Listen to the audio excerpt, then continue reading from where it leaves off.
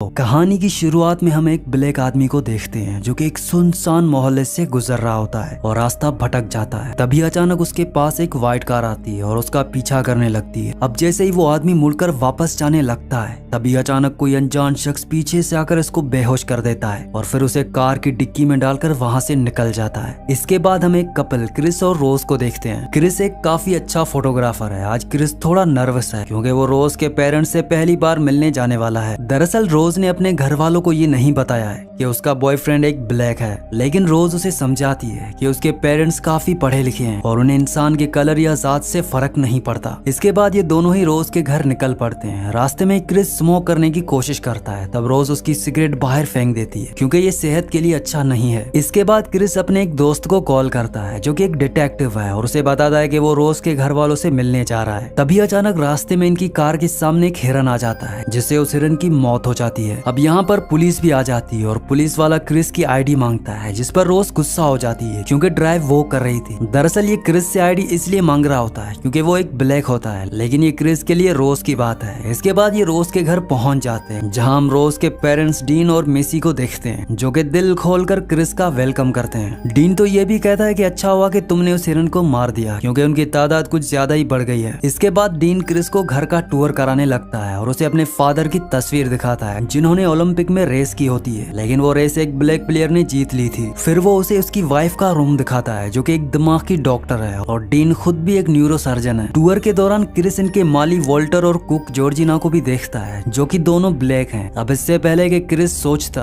कि इन गोरों की फैमिली ने जानबूझकर ब्लैक्स को नौकर रखा है, लेकिन डीन बताता है कि इन दोनों को रोज के दादा और दादी की देखभाल करने के लिए रखा गया था और उनकी मौत के बाद से ये लोग यहीं रहते हैं क्योंकि ये अब हमारी फैमिली का हिस्सा बन चुके हैं। बाकी वो रजिस्टर्ड बिल्कुल नहीं है। अगर ओबामा तीसरी बार भी इलेक्शन लड़ते तो मैं भी उसे ही वोट देता। इसके बाद क्रिस बताता है कि जब वो छोटा था तब उसकी मदर भी एक कार एक्सीडेंट में मर गई थी। अब क्रिस का हाथ हिलते हुए मेसी समझ जाती है कि इसे सिगरेट पीने की आदत है। मिसी कहती है कि वो चाहे तो वो क्रिस को हिप्नोटाइज करके उसकी आदत हमेशा छुड़वा सकती है, पर क्रिस समझदारी से मना कर देता है। तभी रोज का भाई जेरेमी भी यहाँ आ जाता है और सब साथ में डिनर करते हैं, लेकिन जेरेमी क्रिस से काफी अजीब सवाल पूछने लगता है। वो उसे पूछता है कि क्या तुम्हें बास्केटबॉल खेलना पसंद है क्योंकि तुम ब्लैक हो, तुम्हें लड़ाई झगड़ा तो पसंद ही होगा। इसके बाद जेरेमी क्रिस को फाइट के लिए भी चैलेंज करता है, लेकिन बाकी सब उसे चुपचाप बैठने को कहते हैं। डिनर के बाद रोज काफी गुस्से में होती है क्योंकि आज उसकी फैमिली थोड़ा अजीब बिहेव कर रही थी, लेकिन क्रिस कुछ भी दिल पर नहीं लेता। उस रात क्रिस को नींद नहीं आती तो सिगरेट पीने के लिए वो घर से बाहर जाता है। तभी वो देखता है कि वोल्टर बहुत तेजी से भागता हुआ उसकी तरफ आता है, लेकिन वो मुड़कर दूसरी तरफ चला जाता है। वहीं जॉर्जिना भी काफी क्रीपी तरीके से आईने में अपने आप को देख रही होती है। अब क्रिस जब वापस घर में जाता है तो मिसी उसे मिल जाती है और उसके पास बैठने को बोलती है। मिसी के हाथ में एक कप और चमचा होता है जिसे वो लगातार घुमाती जा रही होती है। अब मिसी क्रिस से उस रात के बारे में पूछती है जब उसकी मदर की मौत हुई थी, लेकिन क्रिस को उस बारे में कोई भी बात नहीं करनी होती, लेकिन फिर भी वो मिसी की बातों का जवाब देता जाता है। अब बातों बातों में क्रिस को पता भी नहीं चलता और मिसी सिर्फ चमचे की आवाज से क्रिस को हिप्नोटाइज कर लेती है। अब हिप्नोटाइज होने के बाद क्रिस अपनी बॉडी से पूरा कंट्रोल खो देता है और वो पैरालाइज हो जाता है। वो मिसी की बातें सुन और देख तो पा रहा था, लेकिन वो बोल या हिल नहीं पा रहा होता। वो औरत उसकी आंखें भी बंद कर देती है। इसके बाद क्रिस अगली सुबह अपने बिस्तर पर जागता है। उसे लगता है कि उसने जरूर कोई बुरा सपना देखा है। एक दिन क्रिस फिर से जॉर्जिना को आईने में निहारते हुए देखता है। वो वोल्टर से मिलने जाता है तो वोल्टर काफी अजीब तरह से बातें करता है, मतलब कि वो जवान होकर किसी बूढ़े आदमी की तरह बातें कर रहा होता है। वो क्रिस से पूछता है कि उसका मीसे के साथ हिप्नोसिस का सेशन कैसा रहा। इसका मतलब क्रिस ने कोई सपना नहीं देखा था। वो रोज को जाकर बताता है कि उसकी मॉम ने रात में उसे हिप्नोटाइज किया था और अब उसे सिगरेट के बारे में सोचकर भी उल्टी आने लगती है और वोल्टर का बिहेवियर भी कुछ अजीब था। अगले दिन डीन पार्टी रखता है जिसमें कई सारे गोरे अमीर लोग आते हैं। यहाँ पर क्रिस देखता है कि ये लोग उनके नौकर वोल्टर को गले लगा रहे हैं। क्रिस को इतने सारे गोरों के बीच में अजीब लग रहा होता है और ये भी उसे टेढ़े सवाल कर रहे होते हैं और ज्यादातर लोग उसकी बॉडी के बारे में पूछ रहे होते हैं। क्रिस को उन सब के बीच में अपने जैसा एक ब्लैक लड़का दिखाई देता है। तब क्रिस इससे मिलने के लिए जाता है। ये आदमी अपना नाम लोगन बताता है और उसने किसी बूढ़े की तरह कपड़े पहने हुए होते हैं। उसकी बातों से बिल्कुल नहीं लग रहा होता कि ये एक ब्लैक है। क्रिस ये भी देखता है कि लोगन की वाइफ वाइट होती है और इससे उम्र में तकरीबन 30 साल बड़ी होती है। आखिर में क्रिस को जिम हुडसन नाम का एक आदमी मिलता है जो कि आर्ट गैलरी का ओनर है और वो क्रिस के खींचे हुए फोटो की तारीफ भी करता है। हुडसन बताता है कि वो भी एक फोटोग्राफर बनना चाहता था, लेकिन जेनेटिक डिजीज की वजह से वो अंधा हो गया। इसके बाद क्रिस वापस अपने कमरे में आ जाता है और हम देखते हैं कि उसके जाते ही सभी लोगों ने बात करना बंद कर दिया होता है, जैसे कि वो सिर्फ क्रिस को ही दिखाने के लिए बातें कर रहे थे। थे। इधर क्रिस देखता है कि उसका मोबाइल बार बार कोई चार्ज से निकाल देता है। उसे लगता है कि शायद ये जॉर्जिना का काम है। जॉर्जिना बाद में क्रिस से माफी भी मांगने आती है और कहती है कि सफाई करते वक्त शायद गलती से उसका मोबाइल निकल गया होगा। क्रिस कहता है कि मुझे बुरा नहीं लगा, बस आसपास में इतने गोरों को देखकर मैं थोड़ा नर्वस हूँ। अब जॉर्जिना स्माइल करते हुए कहती है कि ऐसा नहीं है, ये सब लोग मुझे एक फैमिली की तरह मानते हैं। यहाँ पर क्रिस से बात करते वक्त जॉर्जिना की आंखों से आंसू निकल रहे होते हैं, जो कि एक बहुत ही अजीब बात होती है। थोड़ी देर बाद क्रिस अपने दोस्त को कॉल करके सब कुछ बता देता है कि कैसे रात में उसे हिप्नोटाइज किया गया और कैसे यहाँ के सभी ब्लैक लोग बूढ़ों की तरह बिहेवियर कर रहे हैं। ये सुनते ही उसका दोस्त क्रिस को निकल जाने को कहता है। उसे डर होता है कि ये गोरे लोग क्रिस को हिप्नोटाइज करके अपना गुलाम बना लेंगे, लेकिन क्रिस इस बात को ज्यादा सीरियस नहीं लेता और थोड़ी देर बाद ये लोग क्रिस से सवाल करते हैं कि एक अफ्रीकन होने के फायदे और नुकसान क्या क्या है। क्रिस लोगन को इस सवाल का जवाब देने के लिए कहता है। तब लोगन कहता है कि ब्लैक होना उसके लिए कमाल की बात है। इसी बीच क्रिस चुपके से लोगों की फोटो खींचने की कोशिश करता है, लेकिन उसकी फ्लैश लाइट ऑन थी। इस फ्लैश की वजह से लोगन को कुछ हो जाता है। वो काफी एग्रेसिव होकर क्रिस पर अटैक कर देता है और उसे बार बार कहता है कि तुम यहाँ से निकल जाओ। अब क्रिस समझ जाता है कि यहाँ पर कुछ ना कुछ चल रहा है। कुछ देर बाद डीन और उसकी वाइफ क्रिस को बताते हैं कि लोगन को बस एक सीजर आया था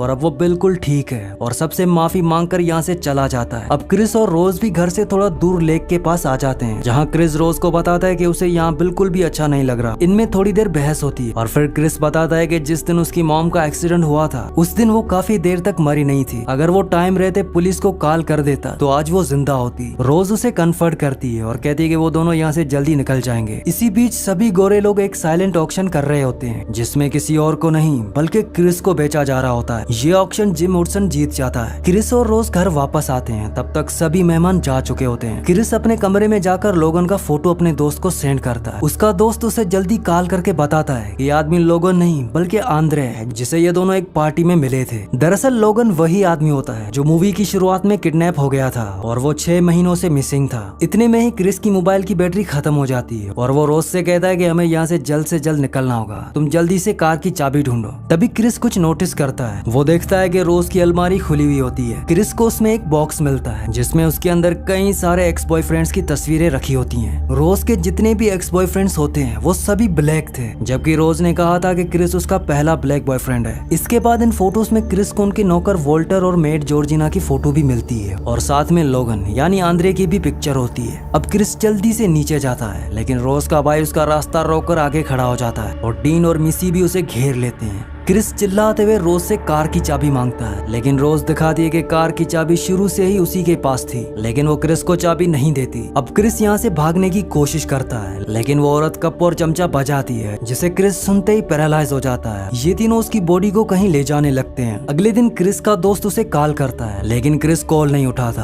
क्रिस का दोस्त बहुत परेशान हो जाता है और अपने डिपार्टमेंट के कुछ सीनियर ब्लैक ऑफिसर्स को जाकर बताता है कि कुछ गोरे लोगों ने मेरे दोस्त का ब्रेन वॉश करके उसे गुलाम बना लिया है। पर वो सब उसकी बात सुनकर हंसने लगते हैं और इनमें से इस पर कोई भी यकीन नहीं करता। दूसरी तरफ क्रिस को बेसमेंट में होश आ जाता है और उसके हाथ पैर चेयर से बांधे हुए होते हैं। उसके सामने एक ओल्ड टीवी होता है जिसमें रोज के दादा की वीडियो चल रही होती है, जो बताता है कि उसकी फैमिली ने एक साइंस का अजूबा कर दिया था, जिसमें वो किसी भी इंसान के ब्रेन को किसी दूसरे इंसान की बॉडी में ट्रांसप्लांट कर सकते हैं और इसे हम कुआगोला प्रोसीजर बोलते हैं। इसके बाद उसी कप और चम्मच का साउंड आता है, जिससे क्रिस एक बार फिर से हिप्नोटाइज हो जाता है। अगले दिन टीवी पर जिम हुडसन को दिखाया जाता है, वो आदमी जिसने क्रिस को ऑक्शन में खरीदा है। हुडसन कहता है कि वो क्रिस के सारे डाउट्स क्लियर करने आया है। रोज की फैमिली ने ब्रेन ट्रांसप्लांट करने का एक तरीका खोज निकाला था, ताकि जब भी गोरे अमीर लोग बूढ़े हों तो वो अपना दिमाग किसी दूसरे आदमी की बॉडी में डालकर फिर उसे जवान हो जाए, जिसके लिए सबसे पहले विक्टिम को हिप्नोटाइज किया जाता है, जिससे वो अपनी बॉडी का पूरा कंट्रोल खो देता है और फिर डीन उसके अमीर क्लाइंट का ब्रेन निकालकर विक्टिम के अंदर डाल देता है। इससे उस अमीर क्लाइंट को एक नई बॉडी मिल जाती है और जो असली इंसान है वो हमेशा के लिए हिप्नोटाइज रहेगा। अगर असली इंसान कभी बाहर आने की कोशिश करेगा तो मिसी उसे फिर से हिप्नोटाइज कर देगी। लोगन, वोल्टर और जॉर्जिना, इन सब के साथ यही किया गया है। उनके अंदर किसी व्हाइट बूढ़े का ब्रेन डाला गया है, इसीलिए वो अजीब तरह से बिहेव कर रहे थे और अब हुडसन को भी क्रिस की बॉडी मिलने वाली है। ये सब जानकर क्रिस को बहुत बुरा लगता है। वो पूछता है कि ये सब ब्लैक लोगों को ही क्यों चुनते हैं। तब वो उसे बताता है कि ऐसा माना जाता है कि अफ्रीकन लोगों के जेनेटिक्स बाकी लोगों से अच्छे होते हैं, लेकिन हुडसन को क्रिस के कलर से कोई फर्क नहीं पड़ता, उसे बस क्रिस की आंखें चाहिए। इसके बाद कप और चमचा फिर से टीवी पर आते हैं, जिन्हें सुनकर क्रिस पैरालाइज हो जाता है। अब दूसरे कमरे में डीन हुडसन के ब्रेन का ऑपरेशन शुरू कर देता है और रोज का भाई क्रिस को लेने आता है। वो उसके हाथ खोलकर जैसे ही दूसरी तरफ मुड़ता है, तब क्रिस उस पर पीछे से हमला करता है और उसे बेहोश कर देता है। यहाँ पर हमें पता चलता है कि जिस सोफे पर क्रिस बैठा था उसकी रुई उसने अपने कानों में लगा दी थी, जिस वजह से उसे कप और चम्मच की आवाज सुनाई नहीं दी।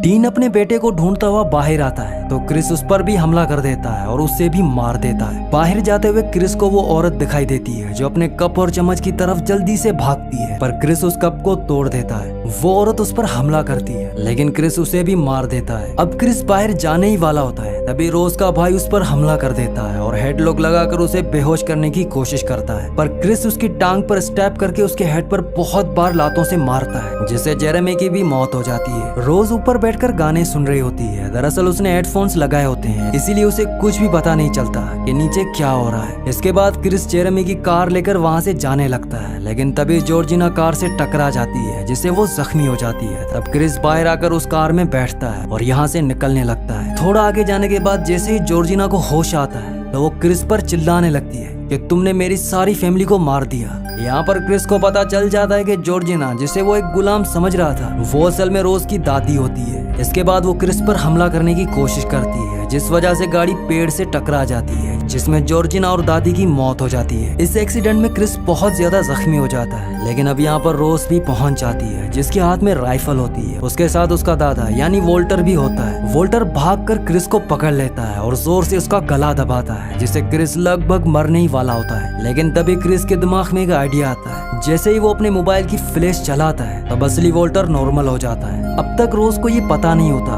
कि ये असली वोल्टर है। वो उसे राइफल मांगता है, तब रोज उसे राइफल देती है और कहती है कि इसे मार दो, लेकिन वोल्टर उल्टा उसे ही गोली मार देता है और खुद को भी खत्म कर देता है। हालांकि रोज को गोली लगी होती है, लेकिन अभी भी वो जिंदा होती है। वो अपनी गन तक पहुंचने की कोशिश कर रही होती है, लेकिन क्रिस आकर उसका गला दबा देता है। तभी यहाँ पर एक पुलिस कार आ जाती है। असल में ये पुलिस वाला क्रिस का दोस्त होता है, जो उसे यहाँ से ले जाता है और रोज की वहीं पर ही मौत हो जाती है। इसी के साथ इस मूवी का एंड हो जाता है। अगली कहानी आप किस मूवी पर सुनना चाहते हैं मुझे नीचे कमेंट्स में जरूर बताना, और अगर ये वीडियो आपको पसंद आई हो तो इस वीडियो को लाइक लाजमी से कर देना, और अगर आप ऐसी और वीडियोस देखना चाहते हो तो इस चैनल को भी सब्सक्राइब कर दें।